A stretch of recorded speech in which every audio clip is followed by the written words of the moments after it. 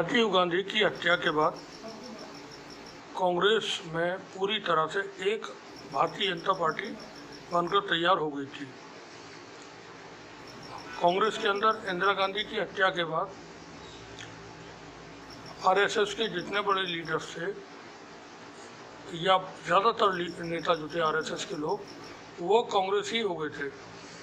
राजीव गांधी की हत्या के बाद कांग्रेस के अंदर बीजेपी बहुत मजबूती के साथ बन गई थी और कांग्रेस पार्टी को जितना ज़्यादा नुकसान बीजेपी या आरएसएस ने नहीं पहुंचाया, उससे ज़्यादा नुकसान जो कांग्रेस के अंदर बीजेपी मौजूद थी उसने पहुंचाया और जो आरएसएस के लोग मौजूद थे उन्होंने पहुंचाया। ऐसा नहीं था कि इस बात की जानकारी सोनिया गांधी या आगे चल के राहुल गांधी को नहीं हुई, जानकारी ज़रूर रही थी, मगर वो इस पोजीशन में नहीं थे कि उस पर कोई कार्रवाई कर सकें, क्योंकि अगर जब भी कार्रवाई का कोई मौका आता था उस कार्रवाई में दखलंदाजी होती थी कांग्रेस के अंदर से और कांग्रेस पार्टी से उनको निकालना नहीं जा सकता था जो आरएसएस बीजेपी की आइडियोलॉजी के या उनके प्लांट के हुए लीडर्स थे। तो उनको साथ में लेकर के कांग्रेस ने लंबे वक्त तक राजनीति की और वेट एंड वॉच की पॉलिसी अपनाई। 2014 के आते आते ये लोग जब प्रधानमंत्री के लिए मोदी नाम तय हो गया तो उस वक्त कांग्रेस के खिलाफ अन्ना का आंदोलन खड़ा हो गया था और मीडिया से मैनेज करके वो बड़े स्तर का एक कार्यक्रम दिल्ली में आयोजित करा गया था। तो उसके बाद फिर पूरे देश में कांग्रेस के खिलाफ माहौल तैयार हो ही गया था और जिसके नतीजे में फिर बाद में जब चुनाव होते हैं तो कांग्रेस पार्टी हार जाती है। चुनावों से पहले बहुत बड़ी तादाद में कांग्रेस के अंदर जो बैठे हुए आरएसएस बीजेपी के लोग थे वो बीजेपी में चले जाते हैं वापस और फिर आगे भी ये प्रक्रिया शुरू रहती है।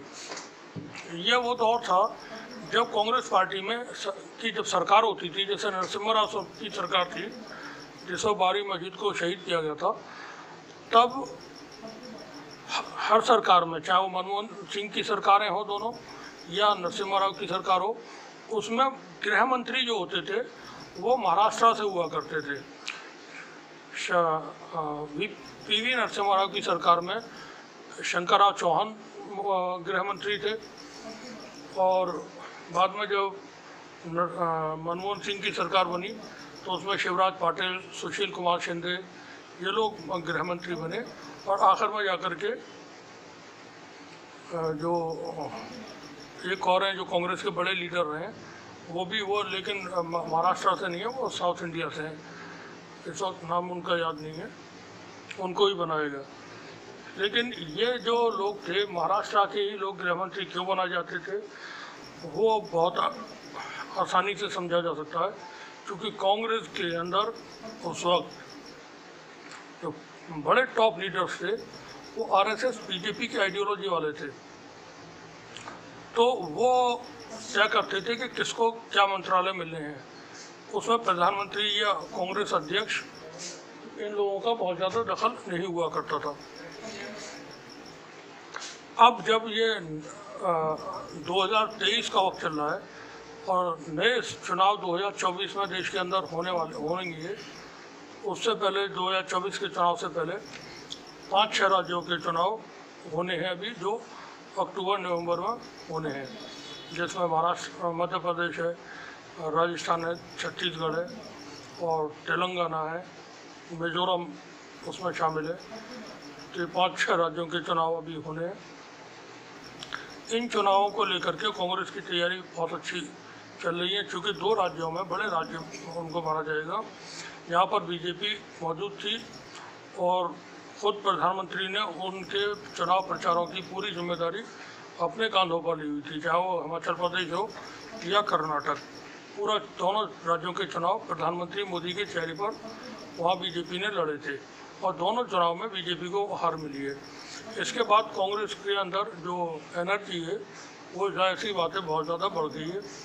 उधर कांग्रेस पार्टी के जो लीडर हैं राहुल गांधी, उनकी भारत जोड़ो यात्रा और जो वक्त पर, वैसे राहुल गांधी का जो कैरेक्टर है, राहुल गांधी की जो इमेज है वो शुरू से ही अच्छी है और बहुत शानदार है।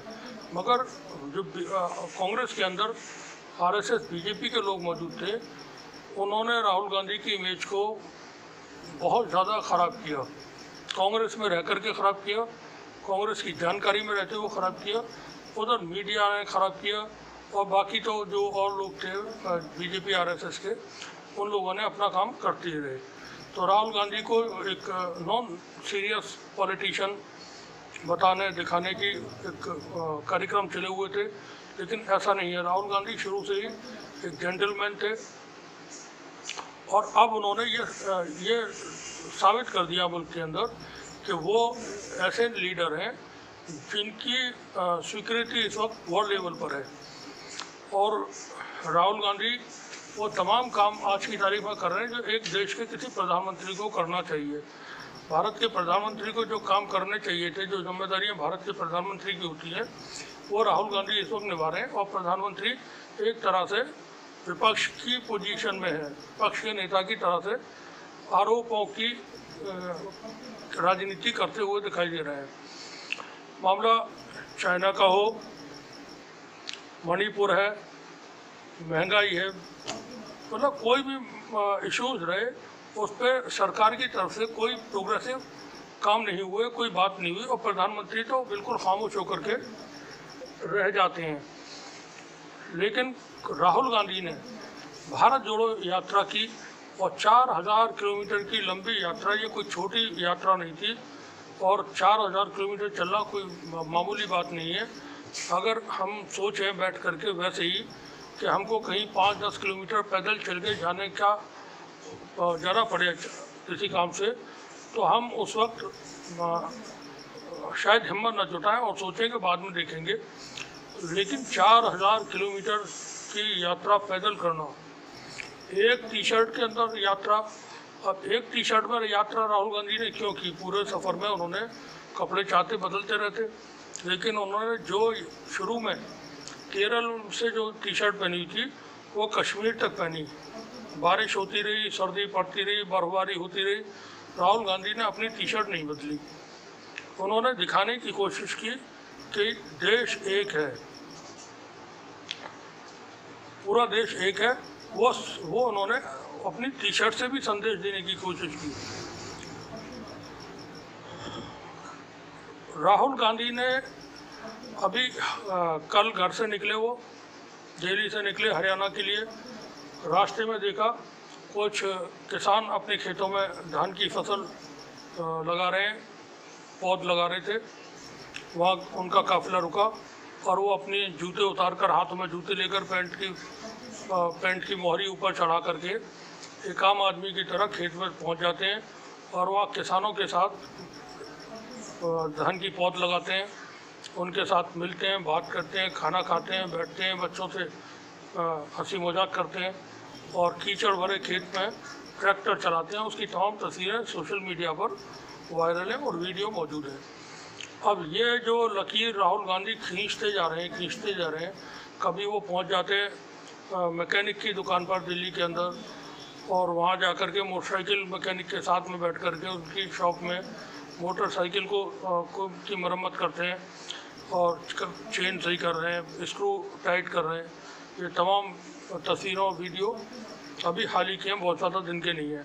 फिर वो अमेरिका जाते हैं, अमेरिका में 200 किलोमीटर तक सफ़र करते हैं ट्रक में बैठ कर के, और ट्रक वालों को वहाँ क्या क्या सहूलतें मिली हुई हैं, वहाँ के ट्रक कैसे होते हैं, ये तमाम चीज़ें वो जानने की कोशिश करते हैं और उसके वीडियो भी वायरल होते हैं यहाँ पर भारत के अंदर। उसके बाद भारत सरकार के मंत्री नितिन गडकरी साहब ऐलान करते हैं कि हम अब जो ट्रक भारत के अंदर बनेंगे तो उसमें एसी केबिन हुआ करेगा। क्योंकि राहुल गांधी ने जिस ट्रक में सफ़र किया था वहाँ के ड्राइवर ने बताया था कि ये एसी केबिन होता है ट्रक का और इसमें बड़ी सहूलत है। और वो एक चौड़ा सा बड़ा सा केबिन था, बहुत अच्छी सीटें थी उसमें और आराम की कुल मिलाकर के जगह सहूलतें थी। तो यहाँ नितिन गडकरी साहब ने भी, जो परिवहन मंत्री हैं और रोड ट्रांसपोर्ट जो और भी कई शायद मंत्रालय हैं, क्योंकि इस वक्त किस मंत्री के पास किस व्यक्ति के पास कौन सा मंत्रालय है, ये जानकारी आजकल लोगों को नहीं होती। थोड़ा ये है इशू है, हमें भी नहीं है कि किस मिनिस्टर के पास, 2-3 के अलावा अमित शाह साहब के पास गृह मंत्रालय है, राजनाथ सिंह साहब के पास डिफेंस मिनिस्टर है और निर्मला सीतारमण फाइनेंस मिनिस्टर है। इसके अलावा शायद 1-2 लोगों के बारे में और जानकारी हो, बाकी हम लोगों को भी नहीं मालूम है, आम आदमी को भी शायद पता नहीं होगा किस व्यक्ति के पास कौन सी मिनिस्ट्री है। हाँ, इतना पता है कि भारत के प्रधानमंत्री का नाम नरेंद्र मोदी है। तो राहुल गांधी जो काम कर रहे हैं वो देश की जनता से सीधे जोड़ रहे हैं। अब प्रॉब्लम ये है, नितिन गडकरी साहब ने बता दिया कि हमारे यहाँ भी देश के अंदर अब जो ट्रक बनेंगे या आएंगे उसमें एसी केबिन होगा, लेकिन राहुल गांधी ने जिस ट्रक में यात्रा की थी वहाँ के ड्राइवर ने बताया था कि वो एसी केबिन ही नहीं है, ट्रक का मालिक भी है। वो इंडियन भारतीय मूल के लोग थे जो ट्रक ड्राइवरी कर रहे थे वहाँ पर, तो उन्होंने बताया कि हम मालिक हैं इसके ट्रक के।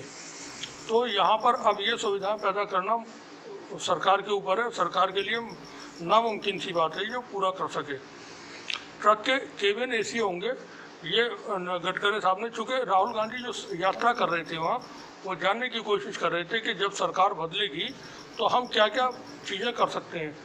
अब ये इसी तरह से है कि जिस तरह से भारत के बंटवारे से पहले पंडित नेहरू और उनके साथ में सरदार पटेल और दूसरे जो बड़े लीडर्स थे कांग्रेस के, उन्होंने भारत के बंटवारे से पहले ही तमाम चीज़ों पर पेपर वर्क कर लिया था, सारी योजनाओं की पूरी सूची बना ली थी, सारे काम क्या क्या करने हैं वो तय कर लिए थे।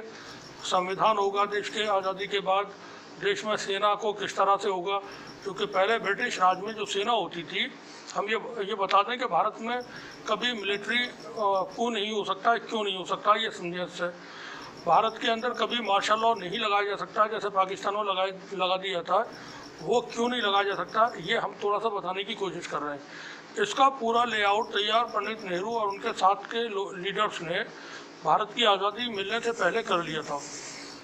और वो चूँकि ब्रिटिश राज में जो सेना थी या पुलिस थी, वो सीधे सीधे सेना अध्यक्ष के कंट्रोल में होती थी, और सेना अध्यक्ष सीधे सीधे प्रधानमंत्री मान के चलिए, जो वाइस रॉय होता था, गवर्नर जनरल होता था, उसको रिपोर्ट करता था। नीचे का कोई भी आदमी उससे पूछने का हक नहीं रखता था कि वो क्या हो रहा है, वो जा कर के बता दे उसको, सीधे वो वाइस रॉय को जानकारी दिया करता था, गवर्नर जनरल को जानकारी दिया करता था। अब वो एक प्रॉब्लम थी जिस पर पंडित नेहरू और उनके साथ वालों ने काम किया। संविधान बनेगा, इस पर पहले से ही तय हो चुका था, संविधान में क्या क्या कंटेंट रहेंगे, क्या क्या चीज़ें रहेंगी, ये तमाम चीज़ें आज़ादी से पहले हो चुकी थी। पाकिस्तान में मिलिट्री क्यों इसलिए हो जाता है कि जो मुस्लिम लीग थी, मुस्लिम लीग के लीडर थे, उन्होंने किसी तरह का कोई पेपर वर्क नहीं किया था। उनको जल्दी थी सिर्फ इस बात की कि किसी भी तरह से बंटवारा हो जाए और हमको एक देश मिल जाए, कैसे चलाना है, क्या करना है, वो बाद में देखेंगे, जो होगा होता रहेगा, बस मिल जाए किसी तरह से देश। तो पाकिस्तान में देश मिल गया, लेकिन वो अपने यहाँ के इंस्टीट्यूट जो थे उनको ठीक तरीके से खड़ा नहीं कर सके। और वहाँ फ़ौज का जो दखल है वो ये है कि वहाँ की फ़ौज सरकार चलाती है, लेकिन भारत के अंदर फ़ौज का कोई दखल सरकार चलाने में नहीं होता है, और वो सीमाओं की सुरक्षा, देश की सुरक्षा तक महदूद रहती है। और ये पंडित नेहरू ने काम किया था। पंडित नेहरू ने उस वक्त सेना को, देश के आज़ादी मिलने के बाद सेना को थोड़ा सा नीचे के स्तर पर लेकर के आए। वो प्रधानमंत्री से जो रिपोर्टिंग का था वो मामला ख़त्म हुआ कि सेनाध्यक्ष सीधे सीधे प्रधानमंत्री से ही संपर्क रहेगा और उन्हीं को जानकारी देगा, रिपोर्ट उन्हीं को देगा। तो उन्होंने उसको ख़त्म किया और उनको सेना को 3 विंग्स में डिवाइड किया, थल सेना, नौसेना, वायुसेना। और थल सेना में भी कई सारी थिएटर कमांड उन्होंने बनाए, शायद 7 हैं भारत के अंदर, eastern theatre command, western theatre command, northern theatre command. ये थिएटर कमांड होते हैं, डीजी उसका DGMO उसमें इंचार्ज होता है, और ये टेक्निकल चीज़ें हैं जो सेना से जुड़े हुए लोग आसानी से समझ सकते हैं। थिएटर कमांड ही किसी भी पूरे एक इलाके का जिम्मेदार होती है उसकी सुरक्षा के लिए। तो ये इन्होंने डिवाइड कर दिया था सेना को इस तरह से, और उसमें जितने भी सेना के अध्यक्ष थे, स्थल सेना अध्यक्ष, वायुसेना अध्यक्ष, नौसेना अध्यक्ष, ये डायरेक्ट आपस में किसी भी लेवल पर बातचीत नहीं कर सकते हैं। आज की तारीख में भी आपस में मिलना चाहे नहीं मिल सकते हैं।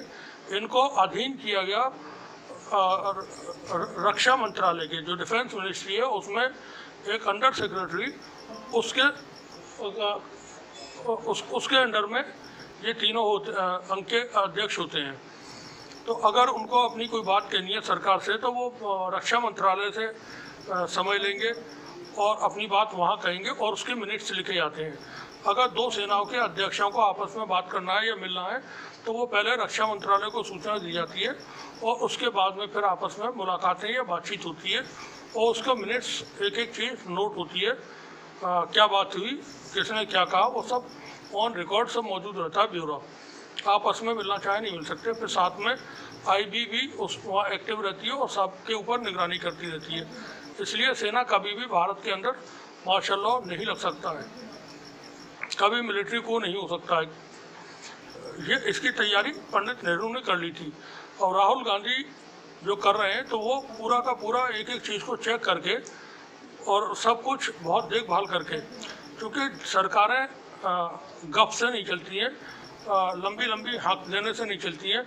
सरकारें चलती हैं ठोस कामों से, और ठोस काम देश की आज़ादी से पहले ही किए गए थे, जिसकी बुनियाद पर देश अभी तक बड़ी मजबूती के साथ बरगद के दरख्त की तरह खड़ा हुआ है। अब राहुल गांधी जब खेत में जा कर के ट्रैक्टर चलाते हैं और वहाँ धान की पौध लगाते हैं तो अब ये बड़ी परेशानी हो गई उन लोगों को जो देश में चरस बोने वाले हैं। अब वो क्या करें, क्योंकि देश के अंदर जो नफ़रत का माहौल बनाया जाता रहा है वो बनाया जा रहा है। वक्त वक्त पर ऐसे लोग सामने आते हैं जो एक वर्ग, एक समुदाय या दूसरे अपने ही जो देश के लोग हैं, दलित हैं, पिछड़े हैं, आदिवासी हैं, उन लोगों को टारगेट करके हिंसा करते हैं उनके साथ में और उनको अपमानित करते हैं। उनको किसी भी तरह से इंसान का भी दर्जा देने को तैयार नहीं है। उनके साथ में जो अत्याचार होते हैं, क्योंकि अब राहुल गांधी एक बहुत बड़े लीडर बन चुके हैं, तो राहुल गांधी देश के अंदर होने वाली एक एक चीज़ को समझते हुए वो इंक्लूसिव पॉलिटिक्स कर रहे हैं, मोहब्बत की बात कर रहे हैं। जगह जगह जाके कहते हैं कि मोहब्बत की दुकान खोल रहे हैं हम, और मोहब्बत की ही दुकानों की ज़रूरत भी है देश को। अब राहुल गांधी ने फसल बोई धान की, तो हम कह रहे, हमारा कहना ये है कि जो देश में चरस होने वाले हैं वो बहुत परेशान है, और वो धान की फसल कैसे बोएं जा करके। उनका काम तो देश में नफरत फैलाना है। अब ये नफ़रत की जो पॉलिटिक्स है, ये नफ़रत की पॉलिटिक्स करने वाले ये हैरान परेशान है कि हम कैसे आगे बढ़ें। राहुल गांधी का जो काम करने का तरीका है, जो लोग समझ रहे हैं इस वक्त, वो देख रहे हैं कि राहुल गांधी देश की जनता से सीधे सीधे कनेक्ट कर रहे हैं। अच्छा, दूसरा जो उनके खिलाफ मुकदमे वगैरह चल रहे हैं, जैसे मानहानि के केस में उनको गुजरात की अदालत ने, निचली अदालत ने सजा सुनाई, फिर सेशन कोर्ट ने उसको बरकरार रखा, फिर हाई कोर्ट ने भी उसको बरकरार रखा है। अब ले दे करके राहुल गांधी के पास सुप्रीम कोर्ट बचता है। सुप्रीम कोर्ट भी किसी तरह से बाई चांस उसको बरकरार रखती है, जो शायद ना हो, बरकरार न रखे सुप्रीम कोर्ट। अगर बरकरार रखती है तो राहुल गांधी को फिर जेल जाना होगा। और जैसे ही कोई लीडर, कोई जननायक जेल पहुंचता है तो उसका कद फिर हो जाता है बहुत बड़ा। और क्या बीजेपी राहुल गांधी को जेल भेजने का ख़तरा उठा सकेगी? क्या उसके बाद जो जनता के अंदर सेंटिमेंट्स पैदा होंगे उसको झेल सकेगी? ये शायद ताकत बीजेपी और आरएसएस में नहीं है। दोनों संगठन, आरएसएस का पूरा संगठन, भारतीय जनता पार्टी परेशान है कि आरएसएस के राहुल गांधी के क्या, अब जो राहुल गांधी है उसका मुकाबला हम कैसे करें। हम बताने की कोशिश ये कर रहे हैं कि देश को ज़रूरत है प्यार मोहब्बत की। अभी आप देखिए, मतलब लीडर समझ में नहीं आता, ये लीडर हैं या धर्मगुरु हैं, ये धर्माचार्य हैं, कौन है? जिसे देखें उसी तकरीबन सभी पार्टियों के लोगों में होड़ लगी हुई है अपने आप को बड़े से बड़ा एक धार्मिक रूप में ढाल के दिखाना। दलित एक आदिवासी के साथ मारपीट होती है मध्य प्रदेश में, मुख्यमंत्री उसे बुलाते हैं, उसके पैर धोते हैं। उत्तराखंड के मुख्यमंत्री कांवड़ियों के पैर धो रहे हैं। उत्तर प्रदेश में कांवड़ियों के ऊपर हेलीकॉप्टर से फूलों की बरसात की जाती है और मुसलमानों की दुकानें बंद करा दी जाती हैं जो गोश्त बेचने वाले हैं। अब गोश्त अगर कोई मांस बेचता है वो मुस्लिम कम्युनिटी के इलाके में बेचेगा। हिंदू समाज के जो लोग नहीं खाते हैं मत खाइए आप। मुस्लिम भी नहीं खाते हैं, बहुत सारे लोग हैं जो बिल्कुल भी मांस नहीं खाते हैं, मत खाइए। लेकिन जो खाने वाले हैं उनके लिए आप कैसे पाबंदी लगा रहे हैं इस तरह से? ये जो कॉन्स्टिट्यूशनल राइट्स हैं लोगों के वो सीधे सीधे छीने जाते हैं इस तरह से।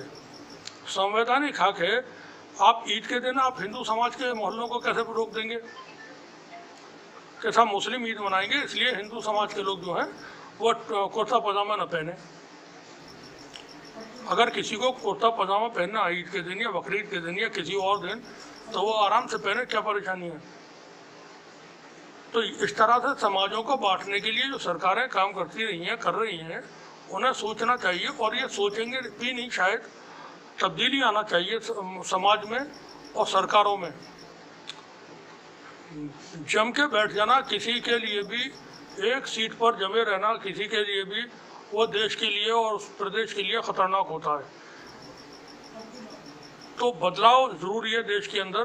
राहुल गांधी उस बदलाव की तरफ देश को लेकर के जा रहे हैं और देश शायद 2024 में अगर चुनाव होते हैं, वैसे उम्मीदें 50-50 हैं कि चुनाव होंगे या नहीं होंगे, ये तय करेंगे 5-6 राज्यों में होने वाले चुनाव के नतीजे। अगर वहाँ पर बीजेपी को हार हो जाती है, राजस्थान, मध्य प्रदेश, छत्तीसगढ़, तेलंगाना और झारखंड और मिजोरम, इन राज्यों में अगर बीजेपी को चुनाव में हार हो जाती है, 6 राज्यों में से 4 में भी अगर हार हो जाती है, तो फिर हम ये उम्मीद करें कि 2024 के चुनाव जिस वक्त पे होने उससे बहुत आगे बढ़ेंगे। कैसे बढ़ेंगे वो चीज़ें आगे चल के देखी जाएंगी। और अभी विपक्ष के जो लीडर्स हैं वो महागठबंधन की तरफ बढ़ रहे हैं। बीजेपी भी एनडीए को दोबारा से फॉर्म करने में लगी हुई है। तो अभी जो सत्ता पक्ष है और विपक्ष है वो अपनी अपनी पोजीशंस चेक कर रहे हैं, अपने अपने जो मोहरे हैं, अपनी अपनी जो तैयारियां उसको देख रहे हैं। चुनाव 5 राज्यों की तो होनी है, 6 राज्यों के अक्टूबर-नवंबर में। उससे पहले कई सारी चीज़ें होने की संभावना है। एक तो ये कि सितंबर के लास्ट में राहुल गांधी की भारत जोड़ो यात्रा पार्ट 2 गुजरात के कच्छ से कोहिमा तक शुरू होने की पूरी जानकारी है अभी तक कि ये होगी। और ये जानकारी हमने पहले भी दी थी कि ये यात्रा राहुल गांधी करेंगे। साथ ही विपक्ष के लीडर्स में से कई लीडर्स को गिरफ्तार करने की बात है और वो शायद अब न हो गिरफ्तारियाँ, क्योंकि मध्य प्रदेश महाराष्ट्र में जो खेल हुआ है एनसीपी को तोड़ करके और उसके लोगों को भारतीय जनता पार्टी की सरकार में शामिल करा करके वहाँ अजीत पवार को उप मुख्यमंत्री बना दिया गया है। और उसके बाद इस एपिसोड के बाद बीजेपी के पास कोई रास्ता, कोई वजह नहीं बचती है कि किसी के खिलाफ भी कार्रवाई करे। और अगर कार्रवाई ऐसे वक्त में भ्रष्टाचार के नाम पर की जाती है तो देश में फिर अलग मैसेज सीधे सीधे जाएंगे कि ये सरकारें तोड़ते हैं और अपने फ़ायदे के लिए किसी को भी साथ में ले लेते हैं और बाकी लोगों को फिर ये प्रताड़ित करते हैं। अब ये 2-3 दिन बाद जब संसद शुरू होने वाली है उससे पहले प्रधानमंत्री के साथ अजीत पवार नज़र आएंगे। अजीत पवार के जो वो मंत्री जिनके ऊपर प्रधानमंत्री ने आरोप लगाए थे कि इन्होंने 70,000 करोड़ रुपए के घोटाले किए हैं महाराष्ट्र में, खुद अजीत पवार भी उसमें शामिल हैं, अजीत पवार की फैमिली भी शामिल है। और वो सब बीजेपी में है और अजीत पवार अब प्रधानमंत्री के साथ नजर आने वाले हैं। तो बड़ा जिगर चाहिए, बड़ी हिम्मत चाहिए, जिसको आप चोर करें उसको आप अपने साथ में लेकर के घूमें और दिखावा करें फिर कि हम भ्रष्टाचार के खिलाफ जंग लड़ रहे हैं। वहीं राहुल गांधी सीधे सीधे जो पूछते हैं, सवाल करते हैं संसद में, तो उनको अयोग्य घोषित कर दिया था। वो पूछते हैं कि हिंडनबर्ग की रिपोर्ट के ऊपर और बात करते हैं अडानी को लेकर के, गौतम अडानी को लेकर के कि आपका क्या रिश्ता है गौतम अडानी से। प्रधानमंत्री को बताना चाहिए था कि मेरा गौतम अडानी से क्या रिश्ता है। प्रधानमंत्री से पूछा जाता है अमेरिका में भारत के अंदर रह रहे अल्पसंख्यकों के ऊपर जो हमले होते हैं और जो प्रेस के ऊपर हमला होता है और जो चीज़ें थी उसको लेकर के एक ही सवाल हुआ था और प्रधानमंत्री उसका जवाब नहीं दे पाए थे। वो वहाँ पर जवाब देने के बजाय भारत के लोकतंत्र की परिभाषा डेफिनेशन बताने लगे थे और वो भी टेलीप्रॉम्प्टर पर। और वो टेलीप्रॉम्प्टर उनके जो डाइस था, उनका जो पोडियम था, उसके तीनों तरफ लगा हुआ था कवर करते हुए और उस पर लिखा हुआ भाषण गुजराती में चल रहा था और गुजराती में जब वो पढ़ते थे तो वो हिंदी में उसका प्रोनाउंसिएशन होकर के लोगों को सुनाई देता था। वो वहीं उसी अमेरिका के अंदर राहुल गांधी घंटों बोलते हैं बिना टेलीप्रॉम्प्टर के। अब कल काजोल ने एक सवाल कर दिया, किसी सवाल के जवाब में उसने कह दिया कि हमारे ऊपर अनपढ़ नेता जो है वो राज कर रहे हैं। काजोल एक बड़ी अभिनेत्री हैं भारत की, उनके पति अजय देवगन बड़े अभिनेता हैं भारत के। अब कहीं अजय देवगन की फिल्मों को लेकर के बाइकआउट न शुरू हो जाए, काजोल की आने वाली फिल्मों को लेकर के बाइकआउट न शुरू हो जाए। उन्होंने अनपढ़ नेताओं का कहा है, अब पता नहीं कौन अपने आप को अनपढ़ समझ बैठे। वैसे केजरीवाल साहब चौथी पास राजा की कहानियाँ सुनाते हैं और वो चौथी पास राजा जो है बड़ा प्रॉब्लम करता है देश के अंदर और देश की सारी की सारी जो व्यवस्था है उसको भंग कर देता है। जितने इंस्टीट्यूट हैं देश के सरकारी संस्था उस पर कब्जा कर लेता है। तो केजरीवाल की जो चौथी क्लास पास की राजा की कहानी वो सुनाई है, तो आप भी कभी सुने। और फिलहाल एक और अपडेट है इसके अलावा, जो राहुल गांधी ने धान की फसल लगाई है, कहीं ऐसा ना हो कि अब भारतीय जनता पार्टी के कुछ लोग इधर उधर जा कर के धान के पौधे लगाते हुए नज़र आने लगे और वो भी अपने फ़ोटो वोटो डाल करके बताया कि देखें राहुल गांधी को ही धान लगाना नहीं आता। पहले ये कहते थे बीजेपी के बहुत सारे नेता, टेलीविज़न की डिबेट में कहते थे, संबित पात्रा बोलता था कि राहुल गांधी को ये नहीं पता कि उनसे अगर पूछा जाए कि गेहूं का पौधा है या बाजरे का पौधा है, तो अब वो पौधे शायद किसका पौधा है वो राहुल गांधी, अब बीजेपी वाले नहीं बता पाएंगे कि राहुल गांधी कर क्या रहे हैं। वक्त बदलता है, हमेशा बदलता है, चीज़ें कभी स्टेबल नहीं रहती, एक जगह पर कोई चीज़ कभी नहीं रहती है, बढ़ती है कभी घटती है, कभी घटती है कभी बढ़ती है। यह कुदरत का एक तरीका है। तो अभी कुदरत की बात कर लेते हैं। देश में इस वक्त बारिशों का मौसम है और कई सारे राज्यों में बारिश की वजह से भारी बाढ़ आई हुई है, बहुत तबाही हो रही है। हिमाचल प्रदेश, जम्मू कश्मीर, उत्तराखंड, दिल्ली, हरियाणा, पंजाब और गुजरात, राजस्थान, ये ऐसे राज्य हैं इनमें तो भारी बारिशें हो रही हैं। जगह जगह पर पहाड़ टूटने के समाचार मिल रहे हैं और फ्लड, इस वक्त बाढ़ आई हुई है। दिल्ली के अंदर बाढ़ आई हुई है। दिल्ली देश की राजधानी, वहाँ की सड़कें ऐसे बह रही हैं जैसे नाले हों, दरिया जैसे बहते हैं तेज़ रफ्तार, उस तरह से बह रही हैं। मिंटो जो ऐतिहासिक ब्रिज है दिल्ली के अंदर, मिंटो ब्रिज के अंदर नीचे पानी भर गया और उसको बंद कर दिया गया है। सरोजनी नगर के जो सड़कें हैं वहाँ पर पानी किसी नाले में जैसे बहता है उस तरह से बह रहा है सड़कों पर। तो देश के अंदर जो बाढ़ है, हालात हैं सियासी ही नहीं कुदरती तौर पे भी ख़राब हैं। अब ये कैसे सुधरेंगे? बाढ़ तो चलो कुछ दिनों के बाद रुक जाएगी जब बारिश रुकेगी। अब ये और तरह की जो तबाहियाँ देश के अंदर हुई हैं पिछले 9-10 सालों में, उसको जनता रोके, जनता राहुल गांधी के साथ खड़ी हो, सच के साथ खड़ी हो। राहुल गांधी का भी हम नहीं कहेंगे, जो सच है जिससे देश को आप आगे बढ़ाने में बढ़ा सकते हैं। अब 2 करोड़ नौकरियां तो नहीं मिली हर साल लोगों को, 15 लाख रुपए खाते में भी नहीं आई किसी के। गैस का सिलेंडर वो 340 रुपये का शायद हुआ करता था, आज 1120 रुपये या 50 रुपये का है। पेट्रोल के भाव सबको पता है कहाँ पहुँच गए। नींबू 400 रुपये किलो है, धनिया 400 रुपये किलो है, और जो टमाटर है वो 160 रुपये 70 रुपये किलो है। बाकी 5 किलो के थैले पे अपना जीवन बसर करना है, तो ये तो बड़ी हैरानी की बात है। देश के लोगों को सोचना चाहिए। 85 करोड़ लोग भारत के एक 5 किलो के थैले पर सरकार से मिलने वाले, जिसमें प्रधानमंत्री मोदी की मुस्कुराते हुए खूबसूरत सी अति सुंदर अद्भुत अलौकिक तस्वीर छपी होती है, उसे लेकर के जिंदा है। कितना खूबसूरत भारत है, कितने महान हमारे देश के नागरिक हैं। वैसे भारत के नागरिकों की तारीफ़ करना चाहिए। सच में भारत के जैसे बहादुर लोग दुनिया में कहीं नहीं हो सकते।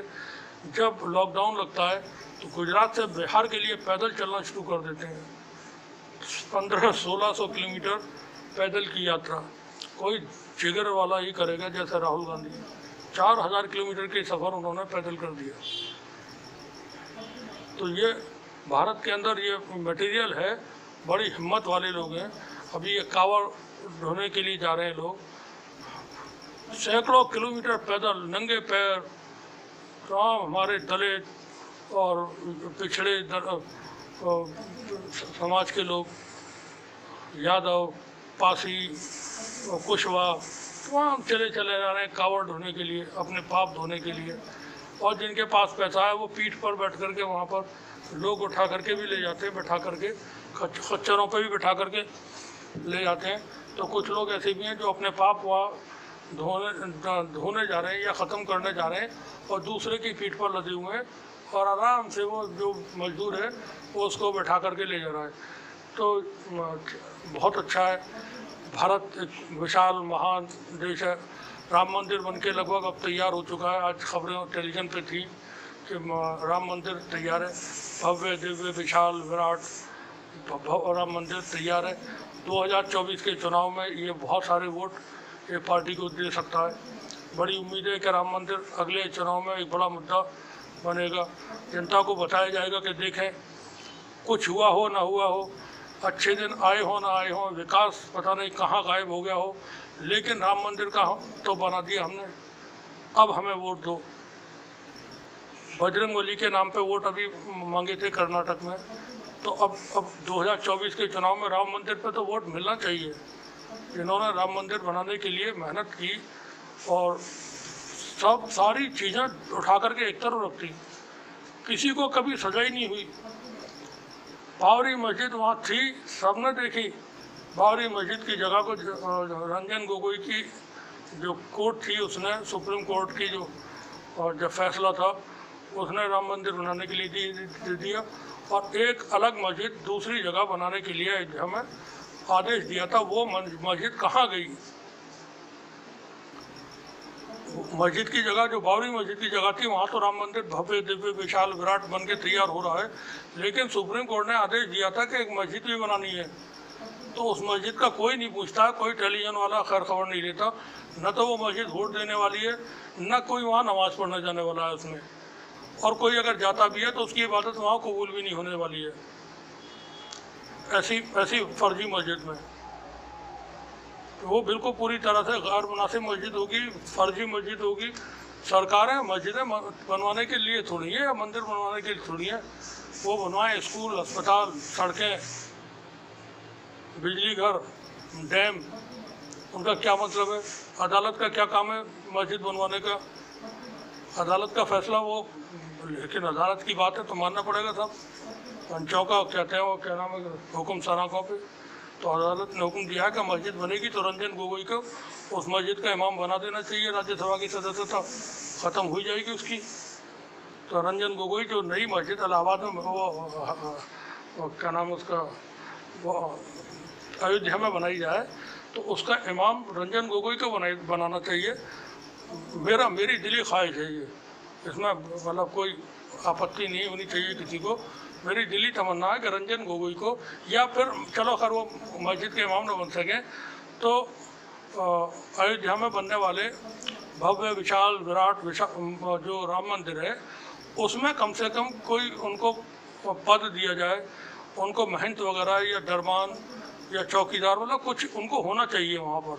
रंजन गोगोई भारत के ऐसे व्यक्ति हैं, महान भारत के ऐसे व्यक्ति हैं जो सदियों सदियों तक इतिहास में याद किए जाएंगे। शुक्रिया, बने रहिए हमारे साथ। बारिश का मौसम है, बहुत ख्याल रखें। बादल गरजते हैं, बिजली चमकती है, बिजली गिरती है, बहुत सारे लोगों की मौत बिजली के गिरने से इस दौरान हुई है अब तक। बहुत ख्याल रखें। अगर बहुत तेज़ बारिश हो रही हो, बादल गरज रहे हो तो अपने मोबाइल स्विच ऑफ करके रखें, अपने घरों पर रहें, अपने आप को सुरक्षित रखें, खुश रखें और हमेशा मुस्कुराते रहें। खुशियाँ बांटें, मोहब्बत की दुकान खोलें, नफरतों से बचें। देखते रहिए TCM न्यूज़। आप सभी का शुक्रिया। ये है छोटा हरिद्वार, सब अपनी बाइक के लिए लेके खड़े हैं पकड़ के। कुछ नहीं पता, वो देखिए इधर देखो क्या हो रहा है, पूरा बंदा डूब जाए इधर हरिद्वार। वो देखिए अपनी स्कूटर को बचाते हुए। मंदिर के जस्ट सामने का है, अभी लाइव बनाऊंगा।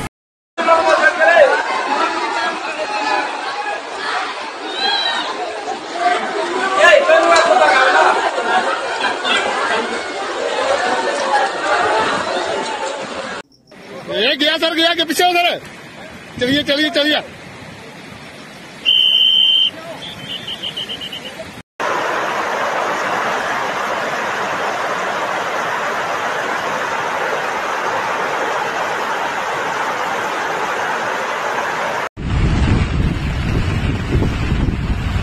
ये बाईपास रोड चले गया है।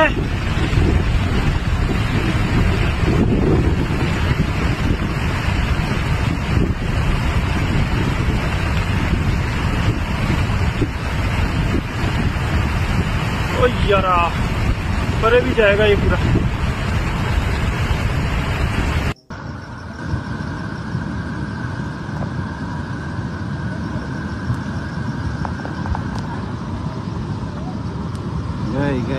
गए।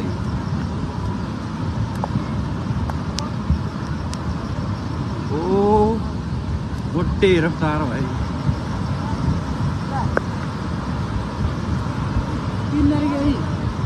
ये सोमनाथ की ना? कौन सोमनाथ? सोमनाथ की लग रही है मेरे को। अरे दूसरी भी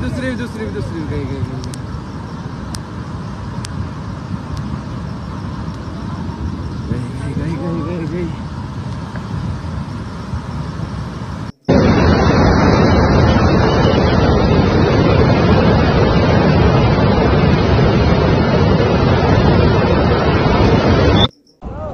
ये रहनी सेक्टर 23-24 की रेड लाइट है, इस पे ये हुआ है जी।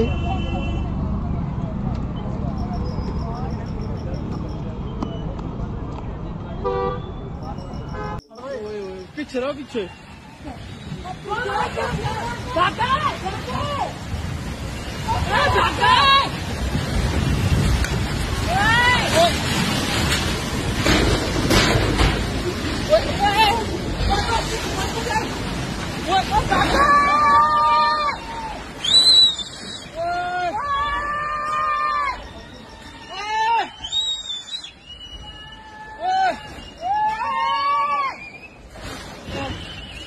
ओ भाई खुश भाई।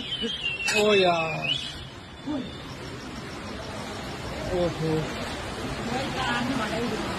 बारिश में।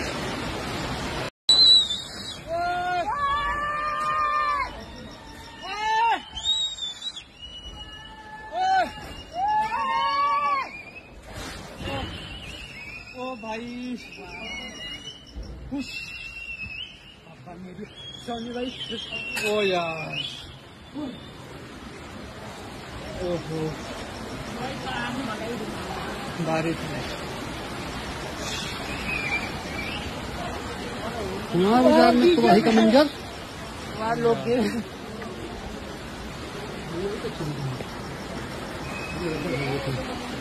सब कुछ नहीं है।